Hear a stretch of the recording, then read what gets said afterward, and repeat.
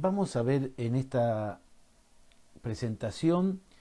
el criterio que ha seguido el codificador para la interpretación de los contratos, pero tiene una significación particular, especial, la interpretación en el campo del derecho, porque comprende problemas diversos. Es decir, esto es la relación de las palabras con las cosas,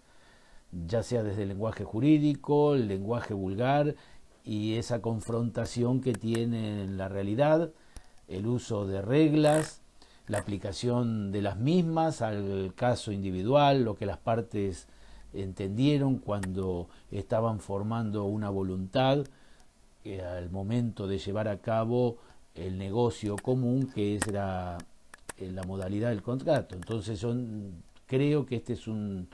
aspecto de relevancia significativa, y cuando estábamos hablando de interpretación no solo entendemos la actividad que se dirige a exponer el significado de una expresión también, sino como el resultado de esa misma actividad. El codificador ha establecido en este título segundo, capítulo 10, un esquema muy claro y preciso para ayudar a llevar adelante este mundo tan complejo que es el mundo contractual. Ahí vemos que están descritas estas reglas que habla en este capítulo 10 a partir del artículo 1061 del Código Civil. Entonces, lo que hemos puesto acá en esta lámina ha sido simplemente esa descripción. Después iremos ampliando cada uno de estos significados, pero entonces vemos este recorrido que es importante tenerlo presente, cómo van jugando cada una de ellas en un momento determinante al momento de poder integrar en su complejidad al contrato.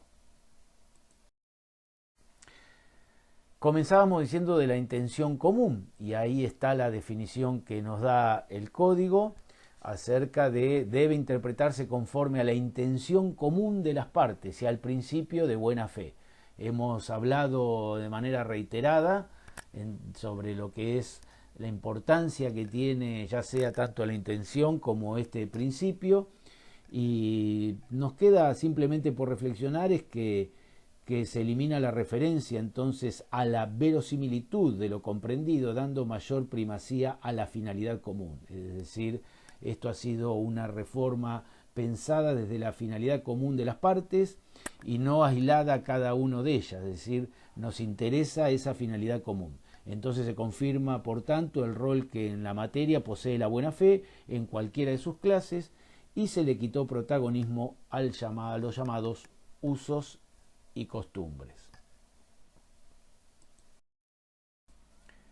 Vamos al principio de interpretación restrictiva conforme lo tiene previsto el artículo 1062, que es el que se está viendo en la presentación. Sobre el particular podemos analizar que esta regla nos permite entonces conocer así su función, las limitaciones y los casos de procedencia. Entonces la misma será aplicable cuando la ley lo disponga o las partes así lo determinen. Su función consiste en limitar el sentido de la voluntad a la literalidad de los términos usados. Por último, esta clase de pauta no podrá usarse en obligaciones del predisponente y del proveedor de contratos de adhesión o de consumo. Evidentemente esto es para desvirtuar las otras reglas que en beneficio de la parte más débil se ha legislado, si no estaría contradiciendo esa pretensión que tiene en materia de consumo. El siguiente principio está previsto en el 1063, que es el significado de las palabras. Entonces ahí el artículo nos está brindando pautas para darle un sentido a las palabras partiendo de su literalidad, ya sea que estas han sido dispuestas por la propia ley o las partes, y extendiéndolas al uso que del término se hace. Entonces la extensión a otras formas de declaración de voluntad viene finalmente después a complementar esta norma. Vamos ahora a la interpretación contextual, tal cual lo dice su expresión. Lo que acá queremos consignar bajo esta regla es que la interpretación por contexto o según el marco regulatorio, entonces eliminando pautas de la regla se activaría en caso de duda o de ambigüedad para que pase a ser un principio de uso común. Esta regla de interpretación de contexto.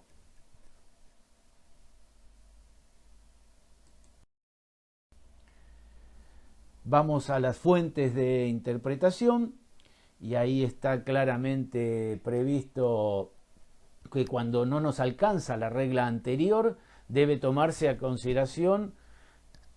aquellas circunstancias que fueron los negocios preliminares, las conversaciones preliminares que después llevaron a la conformación del contrato, la conducta, entonces no solo son las palabras, sino es importante también que veamos en materia contractual que estamos hablando del hacer, incluso no solo en la previa, en el momento de la celebración, sino lo que posteriormente entendieron y fundamentalmente uno va a cuál es el tipo, la naturaleza o la finalidad que ha tenido ese contrato. Y ahí entonces este principio de remisión de fuentes no la acota a la ejecución, la extiende a las circunstancias previas y la de celebración y a las conductas que llevaron adelante durante el contrato y en especial atención, volvemos a reiterar, es a la naturaleza y finalidad del mismo.